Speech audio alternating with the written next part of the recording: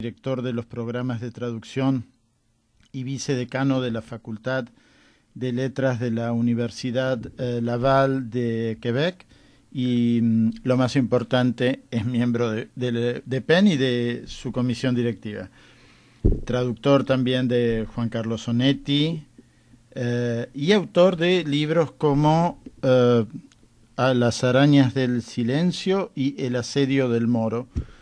Sí, sería... Hola, Luis, ¿estás ahí? Sí, aquí estoy. Hola, hola Hola, a hola, todos. hola. Bueno, bienvenido. Dicho sea de paso, la traducción al castellano es ¿El asedio del Moro o El sitio del Moro? Ninguno de los dos. Ninguno de los dos, pero... La silla del Moro. Es un lugar en Granada donde el último rey de Granada, Boabdil, se iba a esconder cuando la cosa se ponía fea y complicada en la ciudad de Granada, justo antes de que cayera todo el... Antes que su mamá le dijera no llores como mujer lo que no supiste defender como hombre. Exactamente, la Bien. mala Aisha. Bien. ¿Y las arañas del silencio? Bueno, eso viene de un poema de García Lorca, pero en realidad es un libro de cuentos que yo escribí. Como se puede ver, tengo influencias andaluzas, pero también tengo argentinas, mexicanas, en fin, tengo influencias latinas en general, pero eso viene más bien de García Lorca, otro vínculo con Granada en este caso, sí. De paso te pregunto, ¿cómo llegás al español?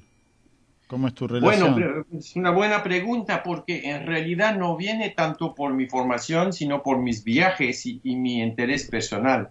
Eh, Todo comenzó por una estancia en España, pero fue en España donde descubrí la literatura del boom y sobre todo la del Cono Sur, curiosamente. Porque muchos de esos escritores, como bien entenderás, ¿no? Sí, Vivían exiliados en tiempo del proceso en España. claro. Entonces, sí, llegué a conocer a Onetti, a muchos de esos autores en Barcelona, en Madrid, y finalmente me di cuenta cuando empecé a traducir a esos autores que era interesante estar cerca de ellos, pero más interesante iba a ser ir precisamente donde esta literatura había nacido. Fue cuando decidí ir a vivir a Buenos Aires y a Montevideo. Y me pareció más importante para traducir a esos autores estar cerca de lo que describían más bien que cerca de ellos mismos. Porque creo que es más importante saber lo que el gusto de una caña en un bar de Buenos Aires más bien que compartir la caña con Onetti, porque además Ujú. Onetti era un tipo bastante desagradable, ¿no? Entre tú y yo. Pero Eh, así fue, y entonces yo fui a vivir a Buenos Aires en tiempo, eh, un tiempo muy interesante en realidad, justo después del periodo militar, era un momento de entusiasmo, la de primavera ilusión. democrática. ¿Cómo? La primavera democrática. Exactamente, era sábado, iba todos los días a tribunales, yo iba a verlo, era un momento realmente único, ¿no? Y bueno, las madres en la Plaza de Mayo, yo lo viví de manera muy emocional, muy intensa, para mí fue realmente interesante y descubrí muchos autores más. Yo iba a la casa de Bioy Casares, conocí a Isidoro Blaisten, los Mira, traduje a todos, Ana María Schua, Juan José Manauta, Juan Carlos Martini, Marta Nos, pero para mí lo más fuerte fue conocer a Bioy Casares y a su esposa Silvina Ocampo. Recuerdo, fui a su casa, me senté en un sillón y me dijo, Bioy, usted está sentado en el sillón de Borges. Entonces yo enseguida me levanté, no podía hacer. Y dije, no importa, ya murió, ya se puede quedar, está bien, con su sentido del humor, ¿no? Tremendo. No, sí. pero para mí fue una experiencia que nunca voy a olvidar y que queda conmigo hasta el día de hoy, porque sigo traduciendo a los argentinos, ahora también mucho a los mexicanos, y sigo muy Qué interesado por lo autores que pasa. argentinos has traducido? Pues los que te acabo de decir, ¿no? A Bioy, a Blaisten, a Cecilia Absatz, a Juan Carlos Martini, Vladi Kosiancic traduje la novela Abisinia de ella, que es Sí. una novela muy, muy bonita, que se olvidó un poco ahora, ¿no? Pero que es una novela muy bonita. Sí, Marta Noss también, una escritora de la que se habla mucho menos ahora, pero que tenía novelas interesantes. Sí. Y bueno, sí, más o menos eso, pero ¿Has me gustaría trabajado traducir. con el programa Sur de la Cancillería Argentina? Sí tuve algún apoyo del gobierno Ajá. y de la Embajada de Canadá en Buenos Aires, pero mucho de eso lo hice por gusto personal. Después me encontraba editores aquí que estuvieran interesados y pues eso. Pero yo nunca busqué tanto apoyo. Yo trabajaba como profe, bueno, en aquel tiempo era muy joven, todavía no era profesor, Ujú. pero vivía un poco a la bohemia y no conocía mucho los programas de subvención y había menos en aquel tiempo, ¿no? Hay que Sí, decir. El programa Sur comenzó un poco después, en realidad. sí, sí, sí. Pero está, por lo que tengo entendido, funciona bastante bien, ¿no? Sí, sí, sí, sí, totalmente, ahora sí. Ujú. Eh, Me imagino, vos has sido, tu obra ha sido traducida al español, me parece que vi La silla del Moro en una... Sí, ha sido traducida en México. Ah, Yo soy amigo de una poeta mexicana que se llama Silvia Prat, que también estuvo. hoy le contaba a una amiga que yo digo, pero qué edad tiene Luis? Porque cuando vi que te había traducido Silvia Plath, yo digo, ¿cómo Silvia Plath? No, Sí, era la Pratt pobre nomás. Silvia, Ella siempre es la una confunden con la autora otra. mexicana.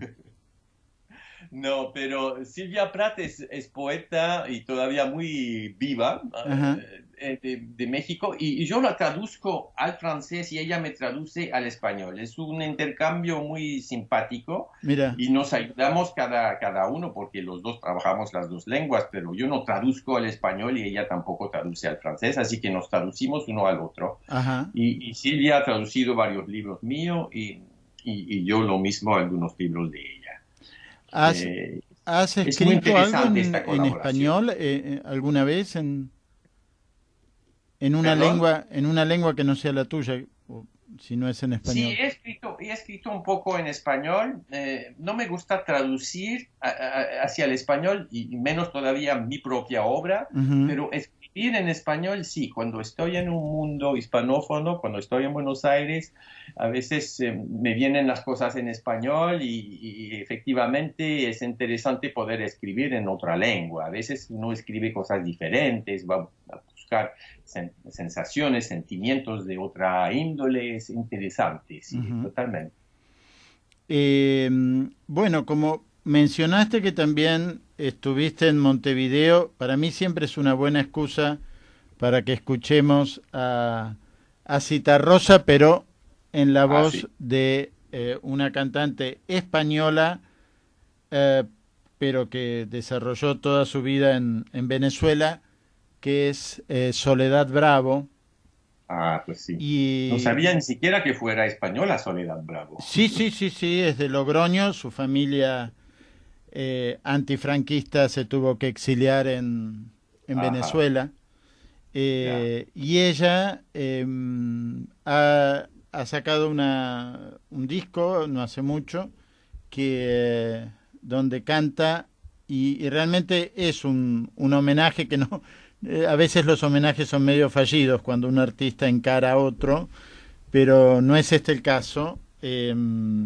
Acá vamos a escuchar a Soledad Bravo cantando a Citarrosa y Qué pena, y después volvemos con Luis Joliquer de el Centro Penn de Quebec.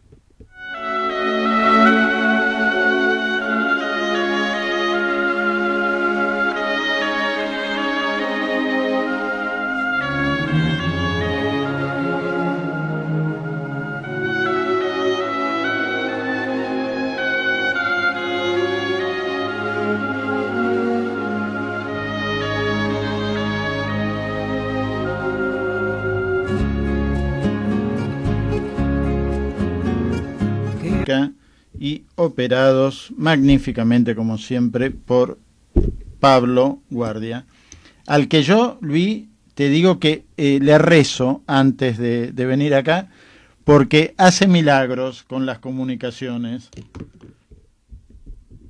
Todo está funcionando perfectamente bien. ¿Viste? Bueno, contanos un poco cómo es la tarea del traductor en Canadá. ¿Son bien pagos? Acá hay un movimiento muy fuerte porque en Argentina por lo menos son muy mal pagos y hay una federación de traductores que viene trabajando muy bien por los derechos de los traductores. Sí, me invitaron un par de veces en Buenos Aires en el Colegio de Traductores de la Ciudad de Buenos Ah, Aires seguramente, sí, el ATI. el ATI. Hay gente allí muy dedicada, muy competente, realmente que trabajan a favor de la profesión, de los traductores en general y hacen un trabajo estupendo. Pero es cierto que la situación es cada vez más complicada. Con la mundialización ahora puedes mandar tu contrato de traducción en donde sea y quién sabe quién la va a traducir y de qué manera. Y efectivamente los precios han bajado, mientras en todas las profesiones del mundo pensamos que la cosa va en otra dirección y que los precios suben, pero en Ujú. traducción muchas veces los precios bajan. Es una pena y es una nueva evolución de la profesión que vamos a tener que tener en cuenta. Otra cosa es la numerización de la profesión. Ahora vamos a traducir más rápidamente con nuevas herramientas tecnológicas y vamos a hacer un trabajo cada vez más de revisión. Pero en el campo literario eso no es tan cierto, ¿no? En el campo literario seguimos trabajando con lo de siempre, el talento, el conocimiento de la cultura, etcétera. Pero en las otras esferas más técnicas las cosas cambian mucho. Pero el problema en cuanto a la traducción literaria es que es muy mal pagada, eso no cabe la menor duda, es triste, pero es así. Si no traduces un bestseller, suerte, ¿no? Porque va a ser Claro. un poco difícil. Pero por eso que las más de las veces los traductores literarios compartan ese trabajo con otra cosa, ¿no? No Ujú. se puede casi vivir de eso hoy día. Vos sos director de los programas de traducción de Laval, ¿no es cierto? Sí, Y tenemos un grupo de profesores, hay muchos estudiantes, sigue siendo muy popular el programa, eso te iba a tenemos. preguntar, si el mal pago disuade a los estudiantes. Sí, lo que pasa es que Canadá, para el otro aspecto de tu pregunta, Canadá en términos de traducción se ubica mejor que otros porque Canadá, siendo un país bilingüe, Ujú, francés-inglés, la traducción forma parte de nuestro ADN, de ujú. nuestras instituciones políticas. Y aquí, bueno, hay reglas, hay un pago mejor, cada empresa tiene un servicio lingüístico, cada ministerio tiene que ser bilingüe a nivel del país, de la federación. Y entonces la situación es mucho mejor que en otros países. Lo mismo en Europa, con la Unión Europea, los traductores vienen protegidos por el mismo sistema, ¿no? Porque la Unión Europea efectivamente se basa en el concepto del intercambio lingüístico. Entonces, Ujú. los traductores allí son mejor pagados, mejor considerados, etcétera. Pero igual, sigue siendo el tema bastante complicado y evoluciona día tras día. Pero nosotros seguimos teniendo muchos alumnos, están muy determinados en seguir con esta carrera, tienen un poquito de miedo por la numerización, los nuevos avances tecnológicos, pero creo que no deben preocuparse. Vamos a trabajar con estas nuevas herramientas de otra manera, pero vamos a seguir necesitando a los traductores. Ujú. ¿Hay intercambio con universidades argentinas? Si los chicos pueden hacer un cuatrimestre Sí, aquí. sí, nosotros, claro, trabajamos sobre todo con las dos lenguas del país, o sea, inglés y francés, pero español es también una lengua, bueno, es la siguiente, ¿no? En cuanto a popularidad, de interés de los estudiantes de Quebec se sienten muy atraídos por Latinoamérica y tienen muchos contactos con México, con todo el continente, Ujú. y para ellos es una manera el tema social, político en Quebec, la identidad francesa, todo eso es muy importante y nos sentimos un poco, como dicen los mexicanos, hablando de los quebequenses, nos sentimos los latinos del norte, Ujú. y es una manera de hacer un salto encima de Estados Unidos y de la lengua inglesa, eso de ir hacia Latinoamérica. Ujú. La importancia del español pues está ahí. Y precisamente con Argentina tenemos un intercambio con Córdoba. Y Ah, durante mira. muchos años hemos intercambiado alumnos con la Universidad de Córdoba. Y algunos venían aquí y algunos de los nuestros se iban allá. Y yo estuve varias veces. Hay una profe que es responsable del Centro Canadá, la señora Sara Seansky, no sé si está ahí todavía, hace muchos años, Ujú. y siempre recibía a nuestros alumnos, se ocupaba de ellos. Es una facultad bien dinámica en términos de traducción en Córdoba. Así que sí, tenemos esos intercambios. Qué bueno. ¿Qué autores argentinos están empezando a ser conocidos en Canadá o son los tradicionales? Bueno, los tradicionales que te decía antes Sí. y otros evidentemente que no he mencionado, como Cortázar, Borges, Sábato, y etcétera, ¿no? Ujú. Pero de los nuevos, yo soy amigo de Rodrigo Fresán, Ajá. que ahora vive en Barcelona. El problema es que tienen que ser traducidos. Rodrigo es traducido al francés, pero poco distribuido aquí. Yo Claro. tendría que traducirlo, creo, para que se Sí. diera más a conocer. Pero todo depende mucho de la traducción. Y si no traduces, yo doy una clase que es la sociología de la traducción. Cuando traduces a uno, lo das a conocer en otra cultura, pues es todo un país, toda una cultura que das a conocer a Ujú. otro pueblo.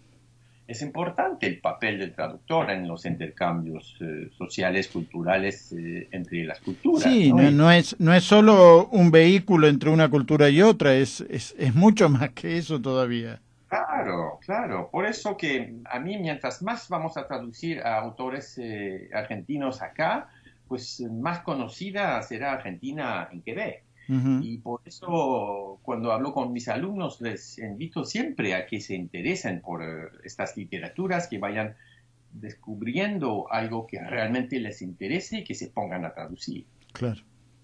Selva Almada es una autora argentina que no sé si ha sido traducida al francés, sí, entiendo que sí al inglés y al alemán, ¿no? Pero Ah, Samantha Schweblin también son autoras de menos de 45 años que están empezando a ser valoradas en estos últimos tiempos. sí, Eh, hay que pensar en los jóvenes. Yo con una de mis alumnas traduje a Gastón Cironi, eh, ajá. que es un escritor, editor de Córdoba, Ah, precisamente. Está siempre Gastón en la Feria del Libro de Buenos Aires, un autor interesante que hace cosas bien originales. Hay que traducir a estos autores para que salgan del país, para que sean conocidos fuera.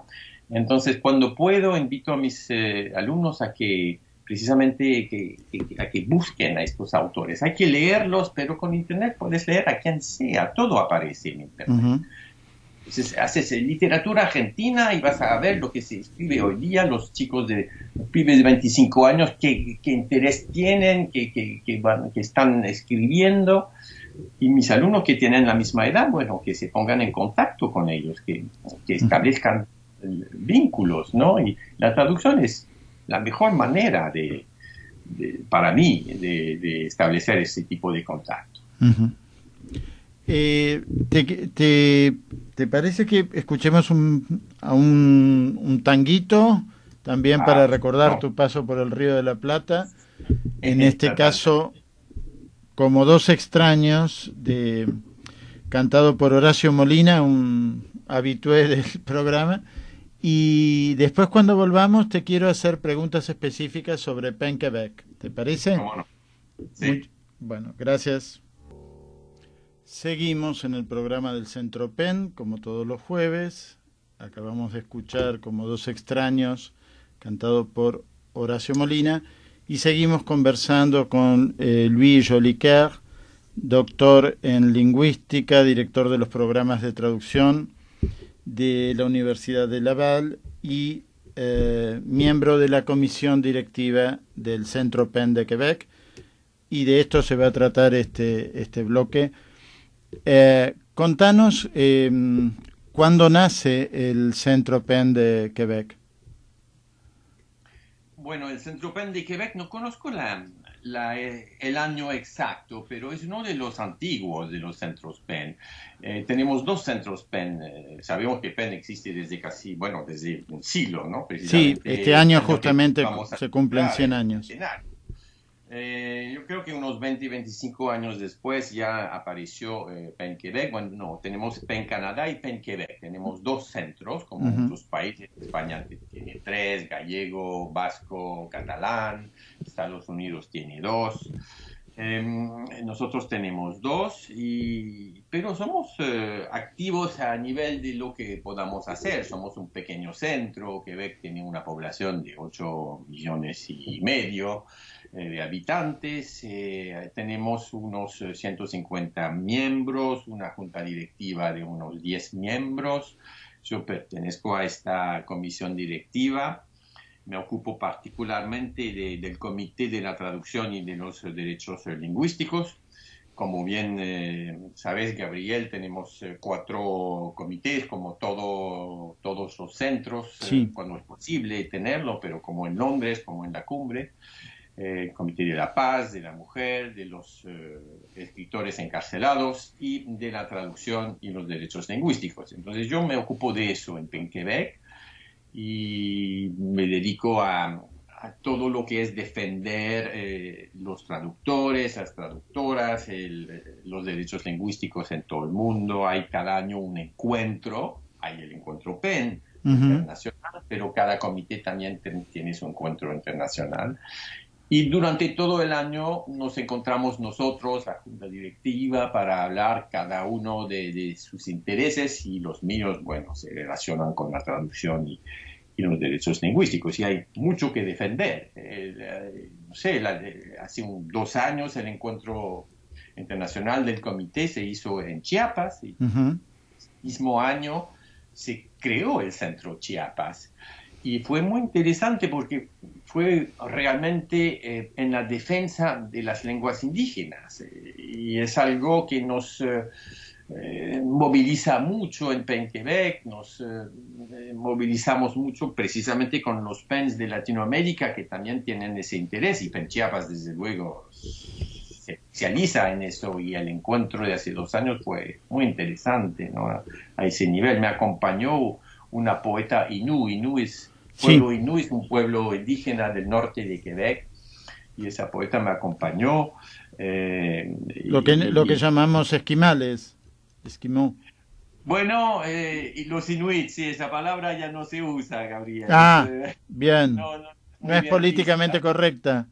No es muy políticamente correcta. Y además es otro pueblo. Ajá. Inuit, suena parecido, te lo concedo, pero son 2 pueblos muy diferentes. Los inuites viven muy al norte, y los inú viven hacia toda la zona del río San Lorenzo, pero al norte-este.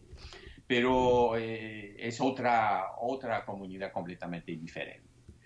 Y entonces fue muy interesante. Leyó poesía en su lengua, y muchos poetas mayas de las varias comunidades mayas de Chiapas leyeron poesía en los varios dialectos mayas que hay en esta zona. Fue un encuentro muy interesante, porque la traducción puede ayudar a defender estas lenguas minoritarias, poetas que trabajan en situaciones difíciles a nivel cultural, lingüístico también. Entonces la traducción puede ayudar. Cuando traduces a un poeta maya que utiliza un dialecto hablado por 500.000 parlantes, contribuyes a que este poeta sea conocido en el mundo. Claro. Y es muy interesante. Traducir directamente del maya al francés no es nada fácil, porque no hay mucha gente que trabaje esa combinación lingüística, pero yo puedo trabajar con alguien del lugar. Por ejemplo, una que está muy activa en el centro PEN Chiapas, Alicia Quiñones, que también habla unos dialectos mayas, puede traducir al español y yo del español al francés, y así damos a conocer a un poeta maya del Chiapas. Así podemos contribuir, ¿no?, a este acercamiento a pueblos minorizados y lenguas que a veces incluso están a punto de desaparecer. Sí. Estaba pensando, PEN Canadá ha trabajado mucho con, a través de Brendan, su director, Sí. con temas de derechos humanos en Honduras. Viste que Dina Mesa, la presidenta de PEN Honduras, es una activista de los derechos humanos muy importante allí. Ustedes, a través tuyo, por hablar español, tienen contacto más allá del tema de derechos lingüísticos, si no, Sí, si por no por supuesto. vos. Yo me dedico, sí, sí, sí. Yo me dedico a la cuestión de traducción y de los derechos lingüísticos, pero en realidad lo que me interesa es todo lo que interesa a PEN en general, o sea, Ujú. los cuatro sectores. Por ejemplo, justo ahora nos acabamos de enterar de que PEN Nicaragua se va a disolver por problemas políticos tremendos que hay con el gobierno actual de Nicaragua. Bueno, nosotros estamos muy movilizados con esta situación y queremos trabajar con nuestros amigos en México y en PEN Guatemala y en PEN Honduras para Sí, ver si podemos hacer algo. sí, para que otros países no corran la misma suerte. Bueno, PEN, Claro. a lo mejor estoy diciendo algo que va a salir mañana oficialmente, pero eh, PEN Argentina y PEN de San Miguel Allende va a tener un papel muy importante con la no desaparición de PEN Nicaragua. Bueno, Gioconda Belli y el PEN de Nicaragua son muy queridos aquí y se va a trabajar a partir del apoyo de nuestros dos centros, de San Qué Miguel bueno. de Allende y PEN Argentina. Bueno, es bueno Por, que me lo digas porque estamos buscando soluciones y maneras de ayudar y qué bueno que tengamos esa conversación porque yo no sabía que el PEN de San Miguel y ustedes estaban en ello también. ¿Ves lo bueno de estas comunicaciones que estamos teniendo ahora? sí, sí, sí. La verdad que es un gusto charlar con vos porque la idea de este programa también fue acercarnos a otros centros PEN. Bueno, en tu caso, por la posibilidad de poder hablar, hacer un reportaje directamente en español sin Claro, traducción y que nos cuentes un poco de este hermano que tenemos en el norte que es el PEN Quebec, ¿no? con Así mucho que, gusto. Luis, seguramente nosotros vamos a terminar el ciclo del programa ahora en el mes de febrero, pero posiblemente volvamos en julio, así que te vamos a volver a molestar próximamente. Y bueno, Bueno, sin la menor duda, será con mucho gusto. muchísimas gracias. Y si te quedas escuchando, vas a tener una idea de lo que está pasando con el cine en Argentina, porque el que sigue ahora charlando es Pablo De Vita, nuestro columnista de cine. Muchas Ah, bueno, gracias, Luis. por escucharlo. Gracias, Gabriel, fue un placer y seguimos en contacto. Seguimos en contacto. Muchas gracias. Adiós. Bueno, y siguiendo en la continuidad informativa